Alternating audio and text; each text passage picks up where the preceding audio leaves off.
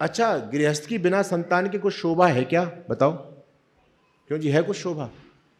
गृहस्थ में जाया ही संतान की प्राप्ति के लिए जाते हैं लोग। गृहस्थ का फल क्या है? संतान, है ना। महाभारत के अंदर बड़ा सुंदर प्रसंग आता है, वेद पढ़ने का फल क्या है, यज्ञ करने का फल क्या है, तो उसमें आता है गृहस्थ का फल क्या है, तो कहते हैं गृहस्थ का फल है संतान की प्राप्ति। अब संतान कैसे चाहिए? आज हम संतानों को दोष दे रहे हैं कि बच्चे बिगड़ गए। बच्चे बिल्कुल भी नहीं बिगड़ रहे। हम तो बच्चों को जैसा बनाना चाहते हैं बच्चे वैसे बन रहे हैं। आजकल के बच्चे बड़े इंटेलिजेंट, बड़े जबरदस्त। आप तो उनको दिशा नहीं दे पा रहे हो। एक बच्चा पढ़ता है स्कूल के अंदर और वो फेल हो गया।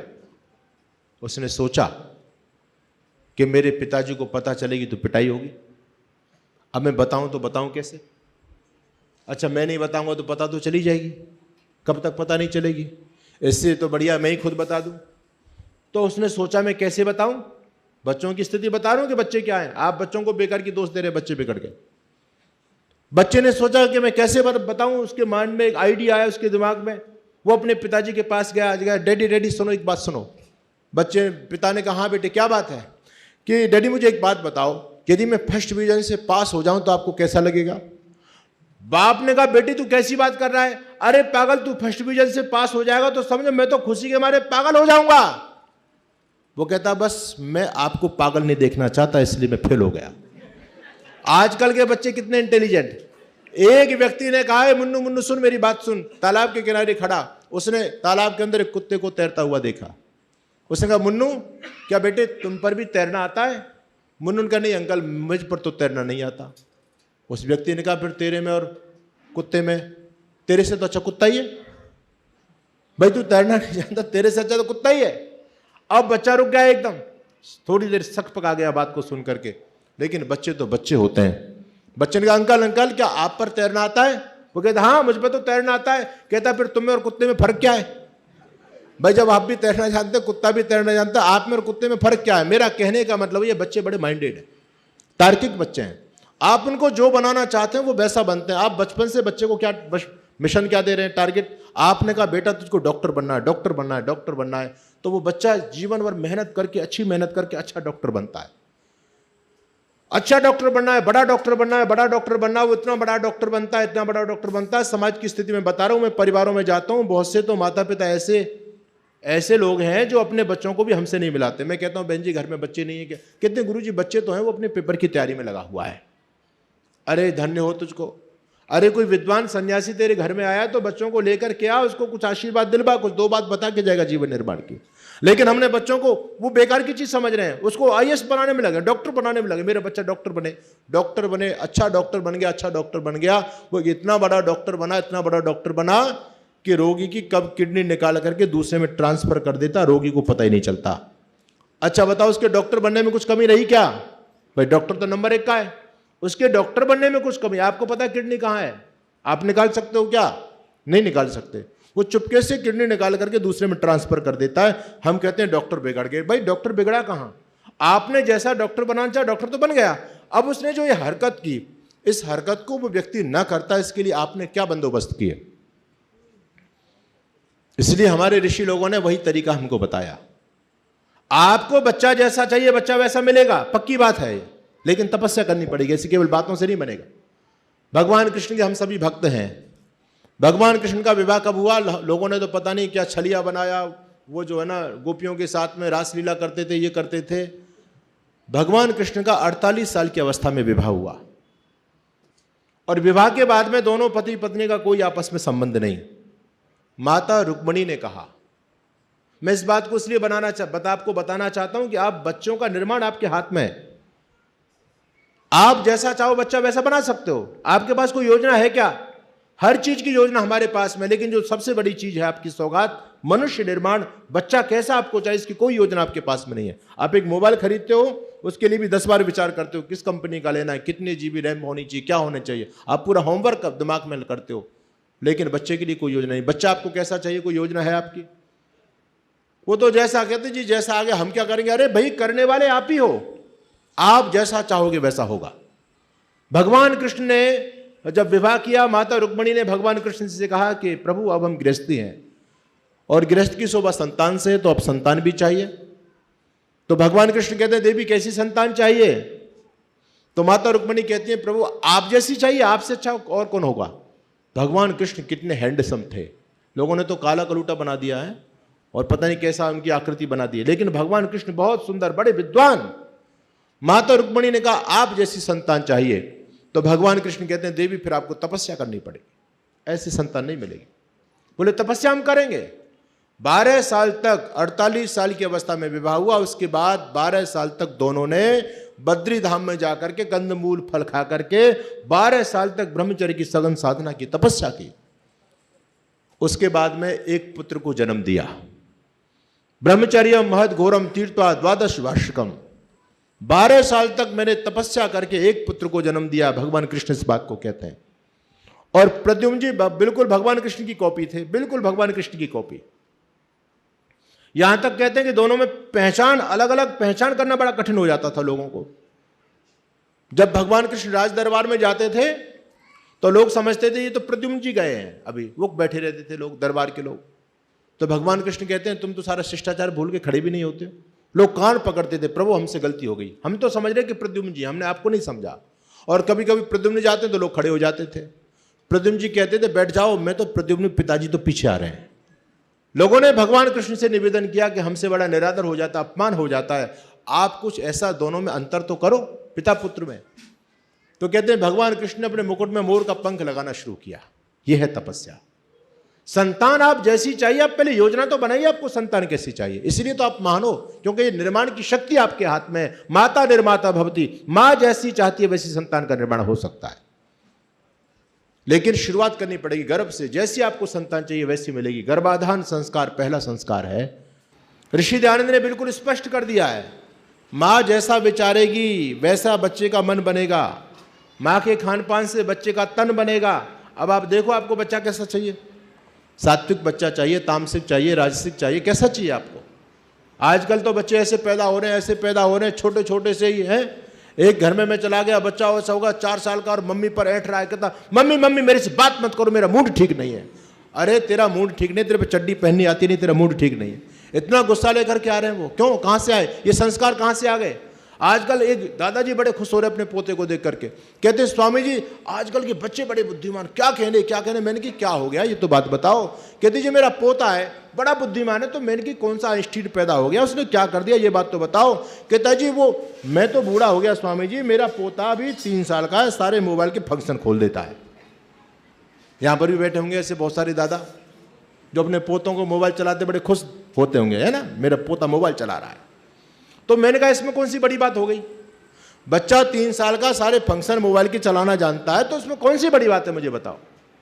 भाई आप वृद्ध हो गए, आपके जमाने में बचपन में आपको मोबाइल मिल जाता तो आप भी एक्सपर्ट होते नहीं होते, क्यों जी। भाई कौन सी बड़ी बात है, हमको नहीं मिलता था बच्चों को बचपन से, और बचपन से नहीं है। आप लोगों ने महाभारत की वो कहानी पढ़ी होगी, सुनी होगी। अभिमन्यु चक्रव्यूह की विद्या कहां से सीख करके आए, बोलो। गर्भ से सीख करके आए, नहीं आए। इसका मतलब क्या है, माँ गर्भ में, बच्चा जब गर्भ के अंदर होता है, माँ जैसा विचार करती है, चिंतन करती है, वो बच्चे पर प्रभाव पड़ता है उसका। और आजकल जब गर्भ में बच्चा है तो माँ फेसबुक चलाएगी, व्हाट्सअप चलाएगी, पूरे मोबाइल में लगी रहती है। तो फिर बच्चा तो भैया गर्भ से मोबाइल सीख करके आ रहा है, और फिर बाहर आया तो आपने फिर उसके हाथ में मोबाइल थमा दिया, तो वो बच्चा मोबाइल में एक्सपर्ट हो गया। तो कौन सा उसने जो है किला फतेह कर लिया, क्या कर लिया। इसको आप मनुष्य का निर्माण मानते हैं क्या। अरे पहले 4 साल का बच्चा खुद रोटी खा लेता था, अपनी दादा की रोटी खेत पर दे आया करता था। बोलो था या नहीं था ऐसा। आज 4 साल का बच्चा खुद रोटी नहीं खा रहा, क्या हमने खा के विकास किया है, क्या यही निर्माण हमने संतान का किया है। तो पहला संस्कार कौन सा, गर्भाधान संस्कार। मां के खान पान से बच्चे का निर्माण होता है। मां जैसा विचारेगी वैसा बच्चा बनेगा। अब आपके हाथ में आप कैसा बच्चा आपको चाहिए। अच्छा, गर्भाधान के बाद में कौन सा संस्कार आता है, आपको बच्चा कैसा चाहिए। गर्भ के अंदर संतान तो आ चुकी है, लेकिन कोई ये चाहता है कि मुझे मरियल बच्चा मिले, है कोई माँ बाप चाहता है। सब चाहते हैं तंदुरुस्त होना चाहिए, सुंदर, है ना, पुष्ट बच्चा होना चाहिए, तन उसका मजबूत होना चाहिए। उसके लिए संस्कार कौन सा दिया ऋषियों ने, पुंसवन संस्कार। शरीर की वृद्धि के लिए पुंसवन संस्कार है।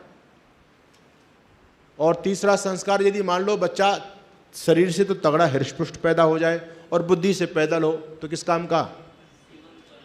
इसलिए उसका भी समाधान ऋषियों ने पहले कर दिया। सब कुछ ऋषि सोच करके चल रहे हैं, भैया तन भी ठीक होना चाहिए, मन बुद्धि भी ठीक होनी चाहिए। इसलिए मस्तिष्क के विकास के लिए कौन सा संस्कार दिया? सीमंतों ने संस्कार। ना हमने बच्चों का जो है ना पुंसवन संस्कार किया, ना सीमंतों ने संस्कार किया। 3 संस्कार तो माँ के गर्भ में जब संतान है तब बच्चे के हो चुके, लेकिन वो सारे 3 संस्कार खत्म कर दिया हमने, कोई ध्यान नहीं। हम इनको बेकार की चीजें समझ रहे हैं। उसके बाद में चौथा संस्कार होता तो है, आज उसका नाम बदल गया और स्थान बदल गया। आजकल उसको बोलते हैं डिलीवरी। इसका नाम क्या? जात कर्म संस्कार। पहले घरों में होता था, हॉस्पिटलों में हो रहा है। डिलीवरी कहाँ हो रही है? हॉस्पिटल में हो रही है।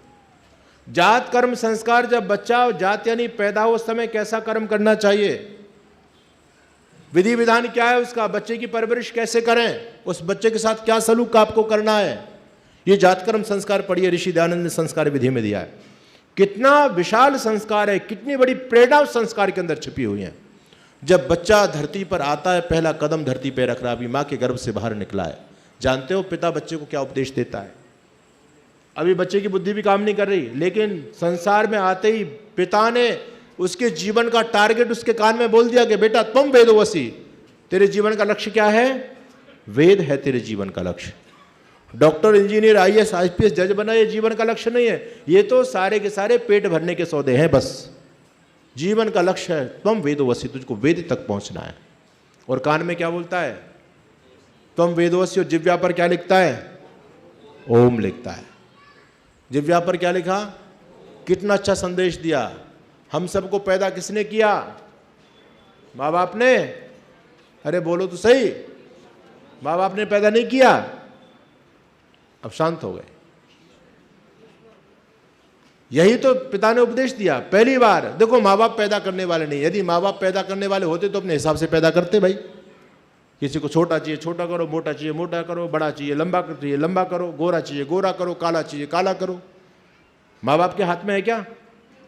अगर माँ बाप बच्चे को पैदा करने वाले होते तो अपने हिसाब से पैदा करते, गोरा चाहिए गोरा करो, बुद्धिमान चाहिए बुद्धिमान करो। आपकी इच्छा चल रही है।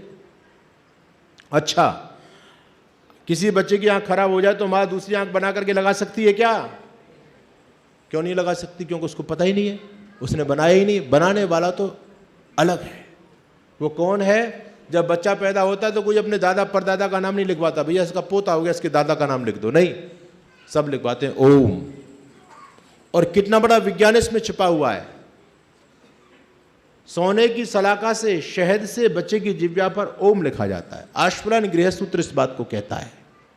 आश्वलायन ऋषि कहते हैं कि बच्चे का दूसरे से स्पर्श होने से पहले ही शहद से और स्वर्ण तत्व बच्चे की जिह्वा से स्पर्श करा दिया जाए तो बच्चे की जिंदगी में 2 रोग कभी नहीं हो सकते। वो बच्चा कभी तुतलाहट में नहीं आएगा, ना कभी बच्चा हकलाएगा। 2 रोगों का तो पेटेंट इलाज कर दिया बच्चे के पैदा होते, स्पष्ट वक्ता व्यक्ति बनेगा। कितना बड़ा विज्ञान ऋषि हमको दे रहे हैं, लेकिन हम उसको करना ही नहीं चाहते। आश्चर्य की बात यह है। ये संस्कार कितने हो गए जी? 4 संस्कार, और 5वां संस्कार है नामकरण संस्कार। तो ये काम आप सबको करना चाहिए। आप जैसी संतान चाहिए वैसी संतान बनेगी, पक्की बात है। मैं आपसे यही निवेदन करूंगा कि संस्कार विधि लेके जाओ, पढ़ो। हमारी बहन है उसको पढ़ें, फिर आपको अपने हिसाब से उसके अनुसार आप तपस्या कीजिए।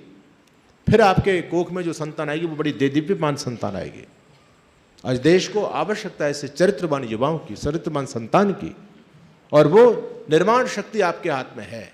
आप जैसा चाहो वैसे देश बनेगा, समाज बनेगा, क्योंकि व्यक्ति के निर्माण से समाज का निर्माण होता है और व्यक्ति के निर्माण की प्रक्रिया आपके हाथ में है।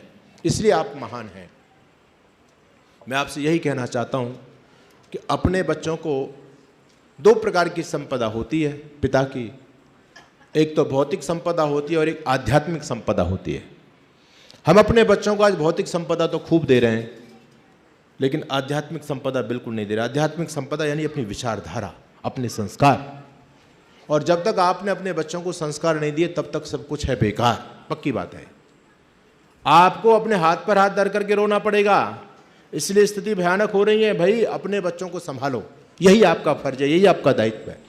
मैंने लखनऊ की वो घटना पढ़ी, एक कर्नल साहब के 2 बेटे, दोनों बेटे विदेश में अमेरिका में रहते हैं, दोनों पति पत्नी घर पर बेचारे पड़े हुए हैं वृद्धावस्था में। कर्नल साहब की पत्नी मर गई। कर्नल साहब ने फ़ोन किया, बेटा आ जाओ, तुम्हारी माताजी दुनिया से चली गई। कर्नल साहब प्रतीक्षा कर रहे थे अपनी पत्नी के शव के पास में बैठ करके। अब अमेरिका यहाँ तो है नहीं, यहाँ से 12,500 किलोमीटर दूर है, आने में समय लगा। तीसरे दिन बच्चा आया, छोटा वाला बच्चा दिखाई दिया कर्नल साहब को। कर्नल साहब ने देखा है, कहा छोटू तेरा बड़ा भाई कहाँ, आया नहीं क्या? कहता नहीं पापा, बड़ा भैया नहीं आए, बड़े भैया ने कह दिया कि अब की बार मम्मी मरी है तो तू चला जा, पापा मरेंगे तो मैं चला जाऊंगा। कर्नल साहब ने जब ये बात सुनी तो कर्नल साहब हक्के बक्के रह गए। सत्य घटना बता रहा हूं मैं आपको, कोई झूठी कहानी नहीं सुना रहा, अखबार में आप सबने, लखनऊ की घटना है। कर्नल साहब हक्के बक्के हो गए। अब सोचिए उन पर क्या गुजरी होगी। कर्नल साहब सीधे अपने कमरे में गए, अपनी रिवाल्वरी लाइसेंस निकाली, लाइसेंसी रिवाल्वर उन्होंने निकाली और 2 गोली अपनी कनपट्टी पर मारने से पहले कर्नल साहब ने लिखा कि मेरे से बड़ी भूल हुई, मैं तुमको बड़ा बनाने के चक्कर में रह गया, तुम इतने बड़े बन गए, इतने बड़े बन गए कि तुम्हारी दृष्टि में माँ बाप का कोई महत्व ही नहीं रहा, हम तो बेकार हो गए। लेकिन अब पश्चाताप से क्या होगा? अब तो पानी सिर से ऊपर से निकल गया। अब तुम्हारा भाई मेरे मरने की प्रतीक्षा करे, इससे बड़ा दुर्भाग्य मेरे लिए क्या हो सकता है। इसलिए बेटा तुम आ ही गए हो तो दोनों को एक साथ ही ठिकाने लगा जाओ। कर्नल साहब ने सुसाइड नोट लिखने से पहले, सुसाइड नोट पहले लिखा, फिर 2 गोली अपनी कनपट्टी पर मारी और फिर हम दोनों को ठिकाने लगाकर तुम चले जाना, तुम्हारा बड़ा भाई मेरे मरने की प्रतीक्षा न करे। ये स्थिति है समाज की। ये स्थिति क्यों बिगड़ रही है? मैं बच्चों का दोष बिल्कुल नहीं मानता, मैं तो कहता हूं बच्चों वाले खुद बिगड़ गए। आप अपने बच्चों को जो बनाना चाहते हो वैसे खुद बन जाओ, बच्चे वैसे बन जाएंगे। ध्यान देना, आजकल के बच्चे सिखाने से नहीं सीखते, दिखाने से सीखते हैं, है ना। आप जैसा खुद करोगे वैसे बच्चे बनेंगे। खुद करने, आप चाहते हैं बच्चे आपके सुबह 4 बजे जगह, 5 बजे जगह, खुद 4-5 बजे जगना शुरू कर दो, धीरे धीरे बच्चे जगने शुरू हो जाएंगे। आप खुद 7 बजे तक सोती हो, बच्चों कहते बेटी तो 5 बजे जग जाया कर। बच्चा समझता है ये मुझे मूर्ख बना रही है। अगर 5 बजे जगने में फायदा होता तो खुद भी तो जगती माता जी, खुद नहीं जगती, खुद 7 बजे तक सोती है, मुझे 5 बजे को उपदेश कर रही है। बच्चा नहीं बनेंगे। आप चाहते हैं बच्चे आपका सम्मान करें, माता पिता आपके पैर छुएं, तो आप भी अपने घर में सास ससुर बड़े लोगों के पैर छूने शुरू कर दो। आप चाहते हैं कि आपके बच्चा सुबह जग करके योग करे, प्राणायाम करे, ध्यान करे, तो आप भी घर में संध्या यज्ञ और योग करना शुरू कर दो, आपके बच्चे वैसे बन जाएंगे।